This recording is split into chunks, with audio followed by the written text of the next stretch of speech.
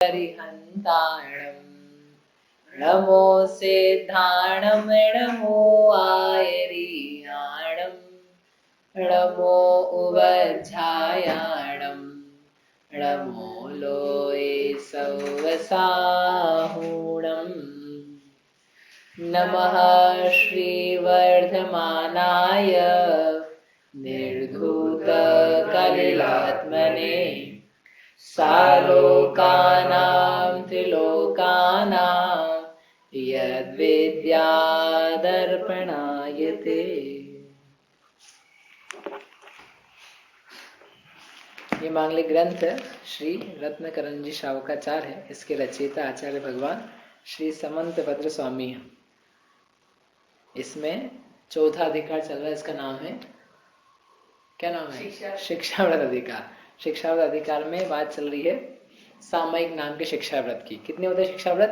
तीन नहीं, पांच नहीं 12 नहीं, 12 कैसे हो जाएंगे शिक्षाव्रत? सारे बता दिए, एक ही बच गया। 5 और 3 कितने हुए? 8। 12 में से 8 घटाओ, कितने होते हैं? 4 शिक्षाव्रत होते हैं। शिक्षाव्रत कितने होते हैं? कौन कौन से? देशावकाशिक, हाँ, सामायिक, हाँ, रोषोपवास, हाँ, और बढ़िया। ये 4 है, उसमें से दूसरा चल रहा है। शिक्षाव्रत किसे कहते हैं? जिससे महाव्रत लेने की शिक्षा मिलती है। हाँ, जिनसे महाव्रत की मुनि अवस्था की शिक्षा मिलती है उन्हें शिक्षाव्रत कहते हैं। देशावकाशिक व्रत किसे कहते हैं? नहीं पढ़ा आपने, बोलो। देशावकाशिक व्रत जो पूर्व में व्रत लिए हैं, हाँ, दिव्रत आदि नहीं, हाँ, जहाँ दिव्रत लिया है, हाँ, उसको वो क्षेत्र को कम करना, और उसका व्रत लेना कि क्षेत्र के बाहर नहीं जाऊंगा। कब? मन वचन काय से। हाँ, वो तो ठीक। कार्य से। कितने टाइम का? कुछ समय, निश्चित समय के लिए। हाँ, तो पूरा कितने निश्चित समय के लिए दिग्व्रत में ली गई मर्यादा को और संकोचित करके बाहर के पापों का त्याग करना, उसका नाम है देशावकाशिक व्रत। फिर है अपना शिक्षा व्रत सामयिक नाम का। सामयिक किसे कहते हैं? बोलो आप, सामयिक किसे कहते हैं? वो इन 5 पापों का त्याग कर देना कुछ समय के लिए, दिन में 5 पापों का कुछ समय के लिए त्याग कर देना। 2 ही बातें आई इसमें, 4 आनी चाहिए हमेशा सामयिक नाम के शिक्षा व्रत में। द्रव्य क्षेत्र काल भाव से बताई थी ना 4। आज सोमवार इसलिए रिवाइज कर रहे थे ना। बोलो। द्रव्य से 5 पापों का त्याग कर दिया। हाँ, फिर क्षेत्र में, जिस क्षेत्र में, उसके लिए 5 पापों का त्याग कर दिया। जिस क्षेत्र में, बस उस क्षेत्र के लिए तो क्यों करेंगे? सर्व क्षेत्र के लिए। क्षेत्र में उन्होंने कहा था सर्वत्र च सामयिक। सर्वत्र ने सब जगह के पापों का त्याग किया है। हम मर्यादा दिग्व्रती है ना, ये वो देशावकाशिक व्रती भी है, तो मर्यादा के क्षेत्र का पापों का भी त्याग और मर्यादा के बाहर के पापों का भी त्याग तो पहले किया था। अब पूरा ही के तो इकट्ठा हम त्याग कर रहे हैं। किसी भी जगह के स्थूल या सूक्ष्म हिंसादिक पापों को कृतकार्य अनुमोदना से हम ना करेंगे, कराएंगे। ठीक है ना। तो ये हुआ क्षेत्र। आगे अशेष भावे न, संपूर्ण भावों से हर प्रकार से त्याग करना, उसका नाम सामयिक है। यानी निश्चित समय के लिए संपूर्ण प्रकार से सर्वत्र सर्व क्षेत्रों में 5 पापों का त्याग करना, उसका नाम कहा था सामयिक। ठीक। फिर कुछ समय को अपन ने समझा था, कुछ समय के बाद में कहाँ करना चाहिए सामयिक, उसके 2 विशेषण बताए थे। कौन बताएगा? शुभम ऑनलाइन जो है ना, शुभम आप बताओगे किस क्षेत्र में करना चाहिए? तो उसके लिए 2 विशेषण यहाँ दिए थे, विशेषताएं बताई थी क्षेत्र की। शुभम नहीं दिख रहे हैं। हाँ भैया, आप बताओगे? याद नहीं आ रही है भैया। अच्छा ठीक है। अच्छा, कौन से क्षेत्र में करना चाहिए ये पता है? हाँ, एक मिनट भैया, गाड़ी में हूँ। ओके ओके, फिर आप रहने दो, आप गाड़ी से घर पहुंच जाओ, फिर आपसे बात कर लेंगे। हाँ, तभी दूसरी सामयिक हो जाएगी। और कौन है? मालिनी जी, चिराग। एक बताया था एकांते और निर्व्याक्षेपे। एकांत यानी जहाँ पर स्त्री पुरुष आदि, स्त्री पुरुष का, नपुंसक का अथवा पशुओं का, पक्षियों का, वानरों का, गाय बैल ढोर इत्यादि का आना जाना विशेष रूप से नहीं होता है, ऐसा जगह, उसको बोला था एकांत में। और फिर दूसरा दिया था निर्व्याक्षेपे। इसका अर्थ क्या बताया था? संकट रहित संकट परेशानी ना आए। जहाँ परेशानी ना आए, हाँ। कमरा बंद करके एसी में बैठ जाओ। नहीं सही। उसका अर्थ लगभग ऐसे ही था कि ऐसा जो चित्त में क्षोभ पैदा ना करे, इस प्रकार का स्थान उपयुक्त है। यानी शीत की, उष्ण की, अति शीत अति उष्ण, मक्खी मच्छर डांस, बाधाएं, शोरगुल, कोलाहल इत्यादि प्रकार का जहाँ पर विशेष रूप से ना पाया जाए, जिसके कारण चित्त में व्याकुलता होवे, वह जो क्षेत्र है उसको बोला निर्व्याक्षेप। ऐसे एकांत निर्व्याक्षेप स्थान जो कि वन में हो, घर में हो, चैत्यालय में हो, उपवन में हो, बाग में हो, कहीं पर भी हो, उस प्रकार के स्थान में सामायिक करनी चाहिए। ये सामायिक की क्षेत्र शुद्धि रूप है स्थान, जिसके माध्यम से सामायिक में पूर्ण रूप से एकाग्रता बनाई जा सके, मन लगाया जा सके। ये महाव्रत की शिक्षा के लिए है। हाँ। सामायिक तो फिर महाव्रत में मुनि अवस्था में तो इन सब चीजों को तो जैसे परिचय है, तो उसमें भी ठंड को, गर्मी को, मच्छर को सहन करती है, तो फिर उस तो यहाँ पे जो सबका अवॉइड ही करते हैं, तो उनकी शिक्षा कैसे मिलेगी? इनका प्रश्न है कि भाई मुनिराज तो सहन कर लेते ठंडी गर्मी को, तो ये तो इनको ही बैठ जाना चाहिए वैसे के वैसे, शिक्षा कैसे मिलेगी? अभी पहले चालू तो करे, बेबी स्टेप तो ले। आप तो क्या चाहते हो कि बूढ़ा का बूढ़ा अभी क्या बन जाए, मुनि बन जाए। हम ये नहीं कह रहे कि पंखे में बैठे, एसी में बैठे या हीटर चला के बैठे, लेकिन जैसे महाशीत का स्थान ऊपर छत है और अभी हवा चल रही है, तो आप यदि बैठोगे तो हो सकता है आपको ठंड के कारण से ही क्या होवे कि चित्त में क्षोभ होवे, मन लगे ही नहीं। तो आप अभी चालू किए हो, प्रारंभ करना ये सामायिक वगैरह, तो आप एक काम करो, आप मंदिर जी की चार दीवारी में जहाँ पर हवा नहीं आ रही हो विशेष, उस जगह आप बैठ जाओ। आपसे जमीन पे बैठते नहीं बनता है, आप पाटा ले लो, आप चटाई ले लो, उस आसन पे बैठ जाओ, वो चलेगा। तो आप थोड़ा अभ्यास चालू करोगे तभी तो जाकर के वो मुनि व्रत तक पहुंचेगा। और दूसरी बात ये है कि इवन जो मुनिराज हैं, मुनिराज के लिए भी निर्देश है कि ऐसे स्थान में बैठे जहाँ पर बहुत प्रकार की बाधाएं नहीं हो, जहाँ पर मच्छर हो बहुत सारे, तो बोले आपको वहाँ बैठने की जरूरत नहीं, आप ऐसे स्थान पे बैठो जहाँ पर मच्छर कम है, मक्खियां नहीं है। आ जाए आपके बैठने के बाद में तो फिर उठ के घूमते नहीं रहना कि यार आपने कहा था, तो हम बैठे, यहाँ चार मक्खियां आ गई, उठो यहाँ से, अब अंदर जाएंगे, फिर अंदर कुछ और निकल आया तो कोई बाहर जाएंगे। अब वो करने की जरूरत नहीं है। एक बार आपने बैठने करके सामायिक चालू कर दी, अब तो फिर जो कुछ आना है वो अब आता रहेगा, अब सामायिक पूरी होगी जब तक होनी है। और वो चीज अपन यहाँ श्रावक के लिए भी कहेंगे आगे। लेकिन जब आप विचार कर रहे हो कि हम कहाँ बैठे हैं, तो आचार्य उसका स्थान बता रहे हैं योग्य, ताकि आपको बराबर से एकाग्रता बन सके। क्योंकि हमको पता है कि आपकी स्थिति अभी इतनी मजबूत नहीं हुई है कि आप कहीं भी बैठ जाओ सामायिक कर लो, क्योंकि यदि इतनी मजबूत होती तो फिर ये आगे की अवस्था में नहीं पहुंच जाते। अभी कुछ शरीर आदि के प्रति राग के परिणाम बचे हुए हैं, निर्बलता दुर्बलता हुई है, बची है, तो उसके कारण से आप योग्य देश काल के अनुसार स्थित होकर के पद्मासन से, खड्गासन से, जैसा आपका आसन बन सकता हो वैसा आप करो। ठीक है, इसका मतलब ये नहीं कि सो जाओ नहीं तो ये तो कुछ और ही करने लगे। और जो हिंसक और इंद्रिय के विषय के पोषने के साधन है, उनको हमने लेने का नहीं बोला है कि आप सोचो कि हम पंखा टीवी भी लगा लें, कूलर लगा लें, एसी लगा लें, गद्दा तकिया हो जाए, उससे बैठ जाए आराम से, लेटे लेटे भी कर लें, ये सब नहीं चलेगा। तो फिर आप प्रमाद में चले गए। ये तो इंद्रिय के भोग के साधन है, जो इंद्रियों का भोग रूप नहीं है, वो बस एक प्रतिकार करने रूप निमित्त है, उसको आप स्वीकार कर सकते हो। ठीक है, तो ये अपन ने निर्व्याक्षेप और उस क्षेत्र की अपेक्षा देखी थी। फिर अंतिम जो अपनी बात चल रही थी 100वें नंबर के श्लोक में कि किस प्रकार से अब यहाँ पे बैठे हैं तो क्या विचार होना चाहिए। तो अपन ने अभी नास्ति रूप से विचार करें सारे, आज अस्थि रूप से अपन को करना है। नास्ति रूप से क्या विचार किए थे, क्या क्या नहीं करना है सामायिक के लिए बैठते समय, क्या क्या नहीं करना है, क्या क्या नहीं करना है। जो पाप पहले किए थे उनको भविष्य में नहीं दोहराना। हाँ, दोनों को मिक्स कर दिया। तो एक का नाम था प्रतिक्रमण और एक का नाम था प्रत्याख्यान। प्रतिक्रमण करना है और प्रत्याख्यान करना है, अर्थात पूर्व में किए गए जो पाप कार्य हैं उनका त्याग, उनको आइडेंटिफाई करके त्याग किया, और जो भविष्य में किए जा सकते हैं उसी प्रकार के पाप उनका हमने त्याग किया। और फिर यहाँ पर श्लोक के माध्यम से कहा था वचन की, काय की, चेष्टा, व्यापार को छोड़ो, विमनस्ता की निवृत्ति करो, ये लिखा ना श्लोक, ये पढ़ा था अपन ने। व्यापार को छोड़ो, व्यापार से विनिवृत्ति लो, और जो मन की विपरीत चेष्टाएं हैं मानसिक, उनसे विनिवृत्ति लो, यानी क्रोध, मान, माया, लोभ, काम इत्यादि विकार, उनसे दूर हो जाओ।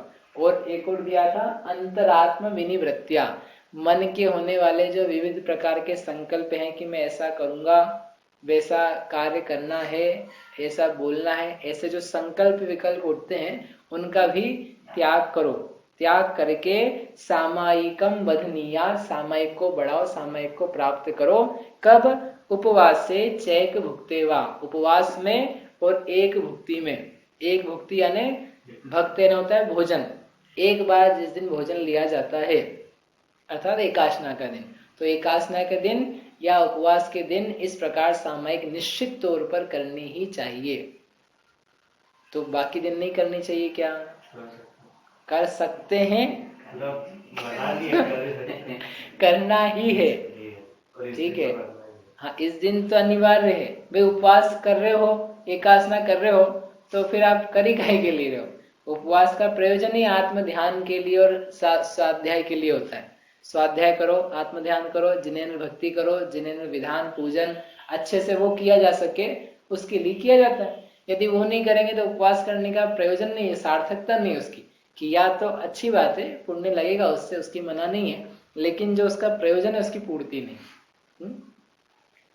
तो अब यहाँ पे दो बातें हैं वो अपने को आज करनी है, ये अपना रिवीजन हुआ अभी तक। तो एक तो पॉजिटिवली क्या चिंतन किया करना है, और दूसरा प्रश्न है कि ये सामयिक क्या उपवास वाले एकादशा के दिन ही करनी है। तो अपन पहले दूसरे प्रश्न को लेते हैं जो आगे के श्लोक में है, फिर इसमें जो चिंतन है उस चिंतन के बारे में विचार करेंगे। 101 नंबर का श्लोक नीचे लिखा है, पढ़ता हूँ, आप दोहराना। सामयिकं प्रतिदिवसम्, सामयिकं प्रतिदिवसम् यथावदप्यनलसेन चेतव्यम्, यथावदप्यनलसेन चेतव्यम्। व्रतपञ्चक परिपूरण, व्रतपञ्चक परिपूरण। कारणमवधानयोक्तेन, कारणमवधानयोक्तेन। सामयिकं प्रतिदिवसम् यथावदप्यनलसेन चेतव्यम्, व्रतपञ्चक परिपूरण कारणमवधानयोक्तेन।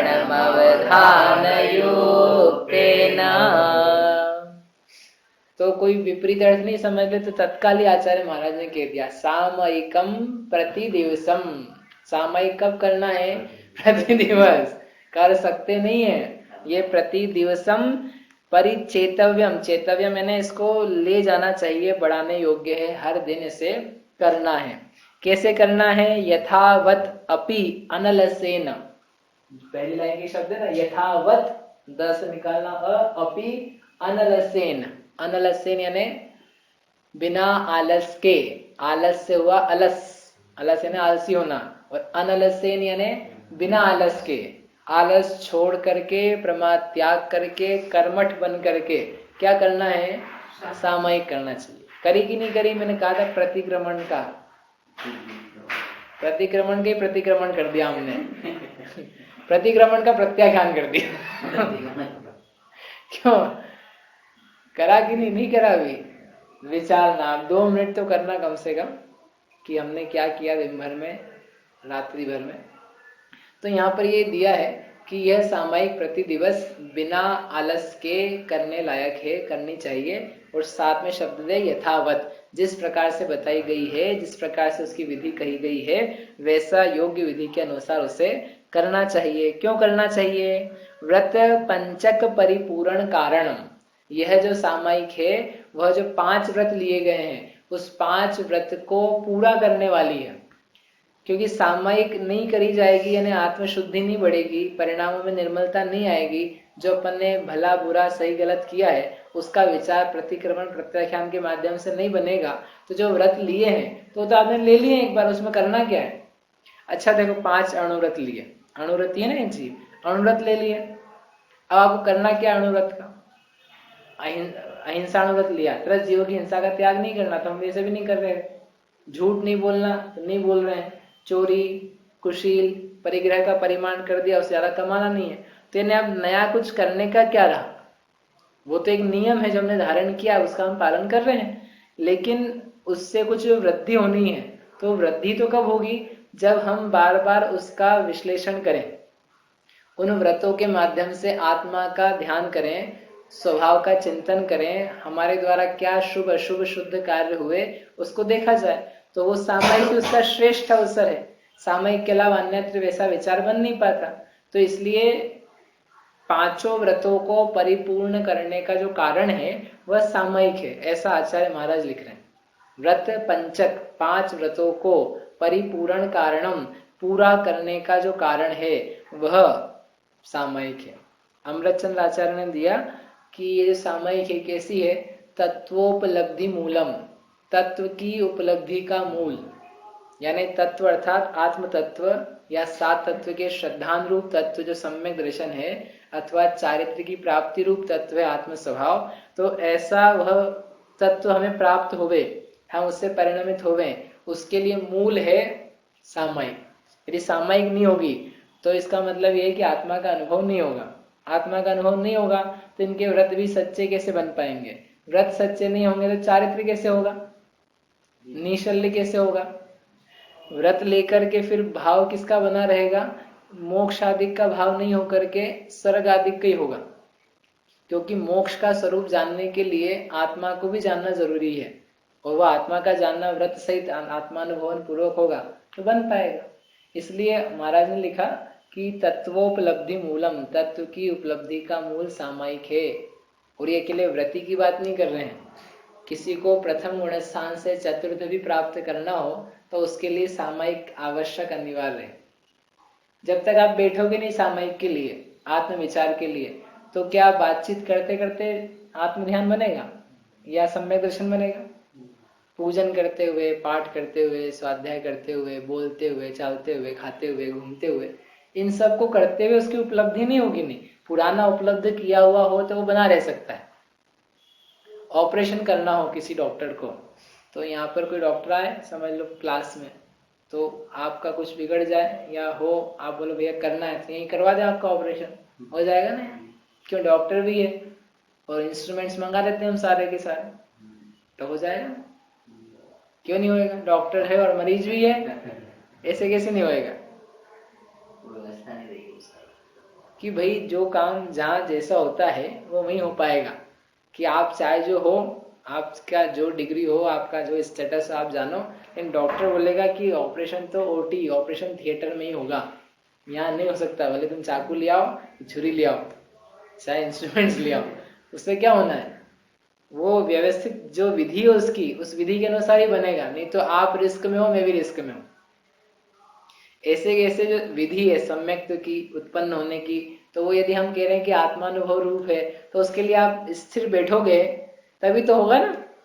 लोगों की प्रॉब्लम क्या है कि हम कह रहे हैं कि हमको चाहिए सम्यक मोक्ष चाहिए, लेकिन कोई भी बैठने के लिए तैयार नहीं है।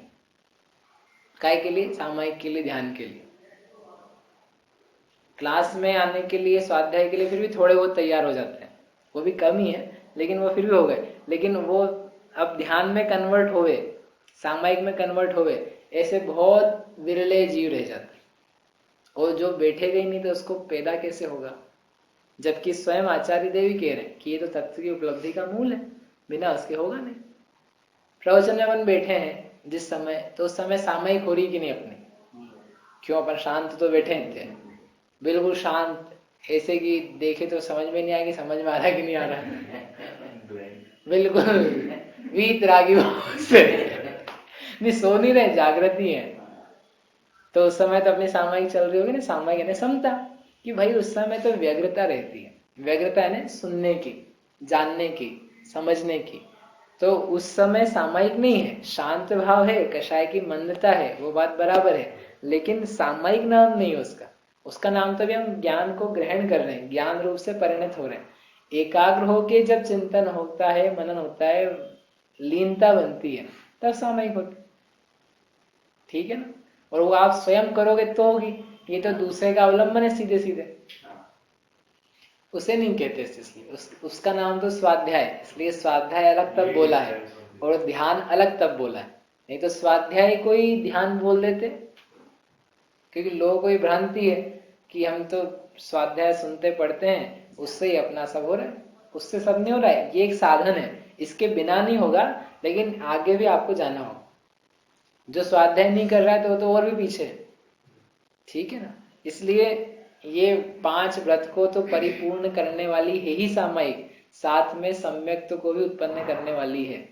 इसलिए इसी सामायिक को आचार्य कह रहे हैं अवधान युक्तेन। अवधान यानी अवधान व्यवधान के सावधान सुधा के लिए। सावधान का मतलब क्या होता है? अलर्ट रहना। सावधान यानी अवधान सहित, स प्लस अवधान। अवधान का अर्थ होता है चित्त की एकाग्रता से युक्त होना। सावधान हो जाओ यानी एकदम अलर्ट हो जाओ। अलर्ट हो जाओ यानी आप जो मैं कह रहा हूं उधर ही ध्यान लगाओ। किसकी आवाज आ रही है? रितेश जी, आपका माइक म्यूट कर लेंगे?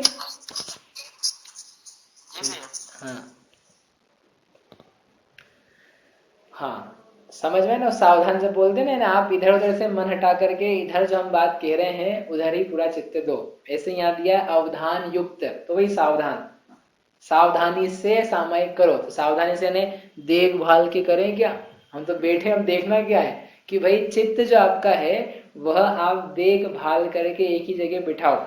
जो हमने आपको विषय बताए थे विपरीत, उन विपरीत विषयों से उसको निकालो और चित्त को प्रशस्त विषयों में जोड़ो और जोड़ करके फिर निज आत्म उपलब्धि की तरफ आओ। निज स्वयं का जैसा शुद्धात्म स्वरूप है उसकी तरफ बढ़ो। सीधा वहां से नहीं चालू कर देना, उसकी विधि अभी करते हैं अपन 2 मिनट में कि कहाँ से चालू करें। तो वो करते हुए वहां तक पहुंचना। तो ये हुआ अवधान से युक्त। समझ में आया? तो यहाँ पर श्लोक में क्या भावार्थ निकला कि यह सामायिक 5 व्रतों की परिपूर्णता का कारण है। इसलिए चित्त को एकाग्र करके बिना किसी आलस के कर्मठ होकर के प्रति दिवस जैसी विधि बताई है उसके अनुसार इसे चेतव्यम यानी बढ़ाना चाहिए, करना चाहिए। आगे समझ में? देखो, ये अपना सामयिक व्रत पूरा हो जाएगा तब तक अपन सबका ये नियम होना चाहिए कि हम प्रतिदिन सामयिक करेंगे। इसलिए हम पढ़ा रहे हैं। ये यदि नहीं निकल पाया, भले आप अहिंसाणुव्रत बाद में लेना, वो हम देख लेंगे। लेकिन देख लेंगे मतलब आप ही देखोगे वो चल जाएगा एक बार। लेकिन ये सामयिक का नियम तो होना ही चाहिए। भले आप 5 मिनट का लो, चाहे 10 मिनट का लो, चाहे 15 मिनट का लो, लेकिन बैठना ही है। शांति सागर जी महाराज से तो करीब आई थिंक 1953 की बात है, 53 या 54, 55 में उनकी समाधि हो गई। तो एक बार वहाँ के लोग, कहीं के लोग आए महाराज से चातुर्मास का निवेदन करने के लिए। महाराज चातुर्मास आप हमारे गांव में करो। प्रसिद्ध महाराज से शांति सागर जी महाराज। तो महाराज ने बड़े गंभीरता से होके बोला कि यदि गांव के सारे स्त्री पुरुष ये नियम लें कि वे कम से कम 5 मिनट आत्मचिंतन करेंगे तो हम आपके गांव में चातुर्मास करेंगे। तो मैं सूचना पहुंचाई तो गांव के सब लोग तैयार हुए। तो तैयार होकर के सबने नियम लिया कि हम 5 मिनट, मतलब 5 मिनट 10 मिनट जिसने जितना लिया तो वो होगा तो हम करेंगे। तो किया लोगों ने। उनका अंतिम संबोधन था शांति सागर जी महाराज का, जो अंतिम उपदेश हुआ, तो उस उपदेश में उन्होंने कहा कि आत्मचिंतन करो, भले 5 मिनट करो आप, लेकिन आत्मचिंतन अवश्य करो। संयम से डरो मत, संयम को धारण करो। मतलब आत्मचिंतन करो, ज्ञान प्राप्त करो, संयम करो। 5 मिनट के लिए कम से कम आप फ्री हो अपने अन्य कार्यों से, और मैं कौन हूँ, क्या मेरा स्वरूप है, भगवान क्या है, पंच परमेष्टि क्या है, इनके बारे में शांति से विचार। बाकी सब क्रियाएं तो आप कर रहे हो, उसको करते रहना, दर्शन, पूजन, अभिषेक इत्यादि, वो अपनी आवश्यक है, लेकिन ये उससे ही बढ़कर के आवश्यक, उसको करने के बाद में ये करो। ये नहीं कि अपन 5 मिनट रिप्लेस कर दे हो, कि दर्शन से 5 मिनट सामायिक में रिप्लेस, हमारे पास टाइम 5 है, नहीं, ये नहीं चाहिए। 5 मिनट चाहिए अनिवार्य रूप से, कम से कम कह रहे हैं। यूं तो 2 घड़ी होती है, 48 मिनट। 48 मिनट किसके पास है, नहीं है, हो तो बढ़िया, नहीं तो ये अभी से चालू करोगे तो कुछ बन पाएगा। सुबह कर सकता है, मंदिर जाने के पहले ही करना। हाँ, मंदिर जाने के पहले आप नहा धो के कर लो, हाँ। अच्छे वस्त्र, एकांते निर्व्याक्षेपे।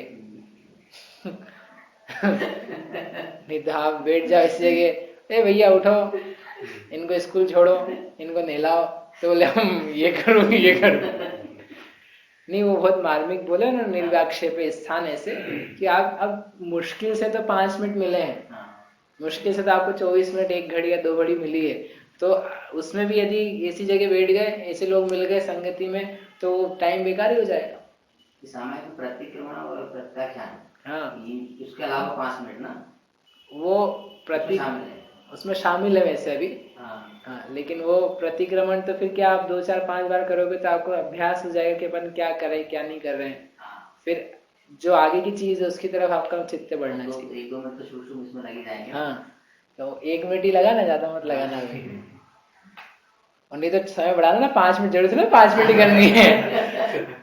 आप 10 मिनट करो उसको। मतलब उसको समय जो अपन लेंगे ना, सामायिक का टाइम 24 मिनट की, तो उसमें दोनों शामिल, प्रतिक्रमण प्रत्याख्यान शामिल है तो समय। ठीक। और वो तो आगे बढ़ते हुए जैसे कहा ना, जघन्य 2 घड़ी, मध्यम 4 घड़ी और उत्कृष्ट 6 घड़ी, तो फिर उसमें सब वो पाठ वगैरह भी शामिल हो जाते हैं, पाठ भी आते हैं प्रतिक्रमण के, प्रत्याख्यान के, ऐसे। ठीक है, समझ में आए। अब इतनी बात तो पूरी हुई, बिना आलस के करना, कर्मठ होके करना, वो सब। अब हम करें क्या, क्या विचार करें, तो यहाँ पर सामायिक के विषय दिए हैं, क्या क्या सामायिक में चिंतन किया जाता है, किया जा सकता है। सबसे पहले बहुत सरलता से चालू किया, 4 मंगल पद, 4 उत्तम पद, 4 शरण पद, उनका विचार करें।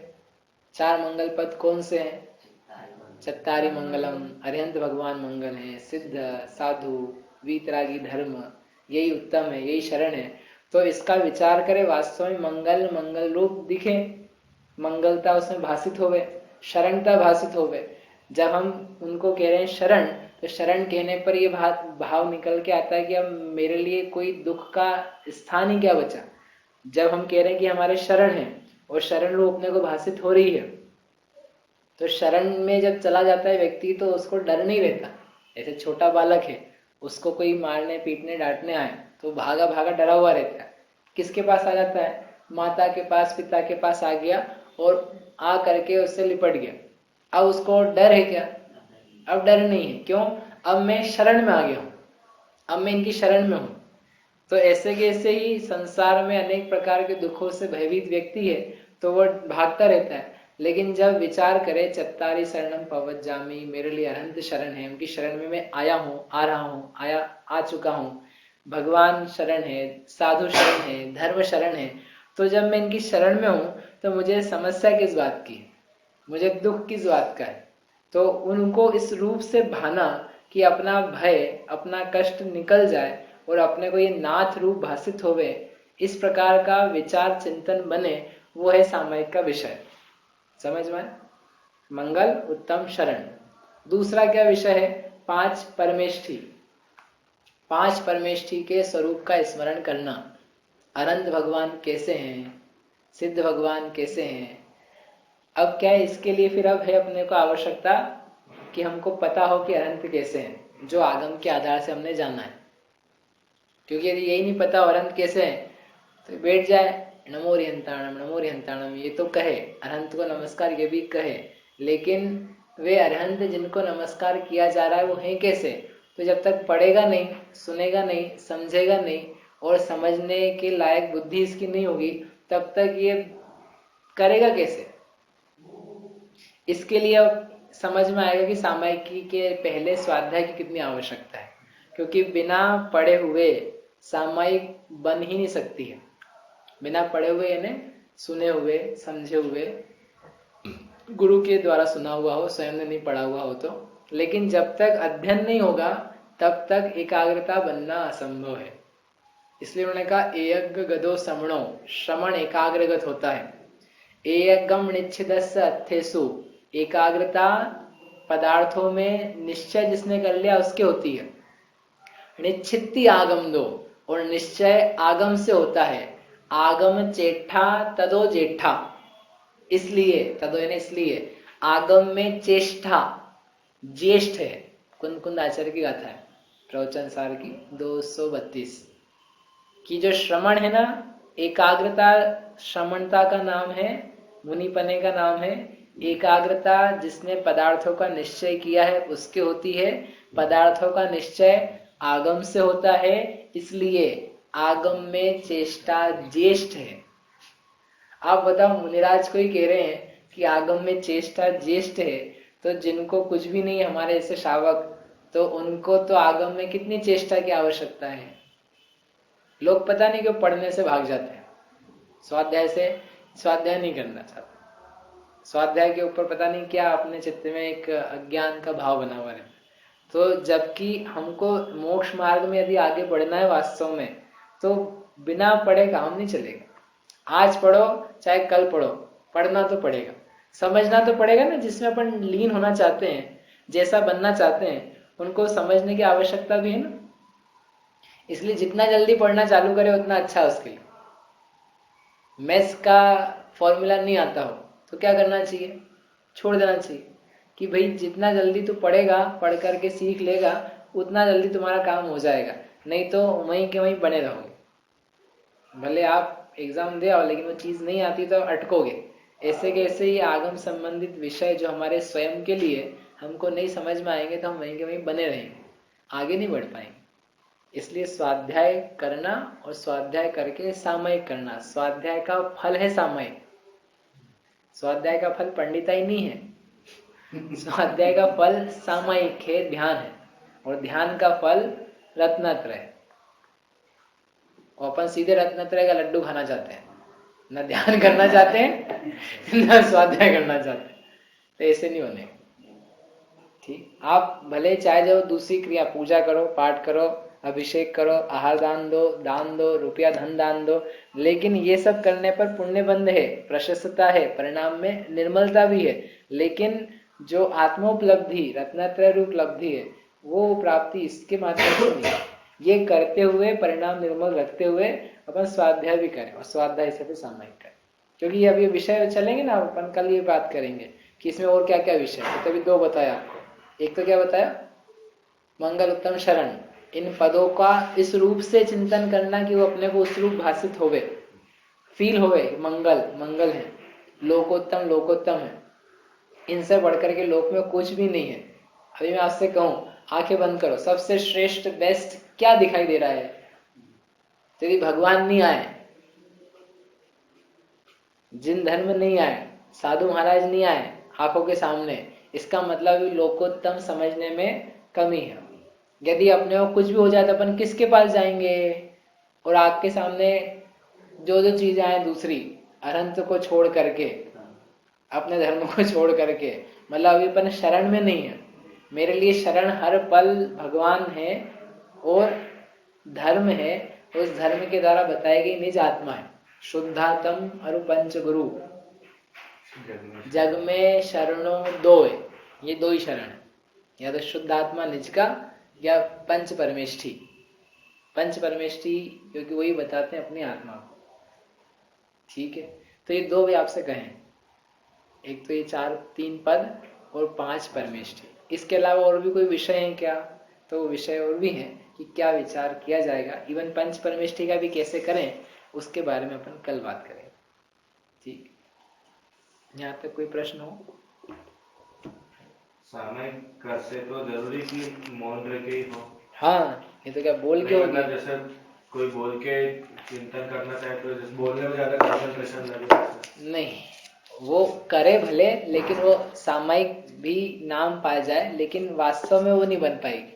मतलब जो एकाग्रता मौनता में है, वो वैसी बोल बोल के आप करोगे तो वैसी नहीं है। आप अभ्यास रूप में उसको कर सकते हो, उसकी मना नहीं है, अभ्यास चल रहा है उसके माध्यम से, लेकिन फिर आप जब अभ्यस्त हो जाओ तो वो मौनता में आना चाहिए।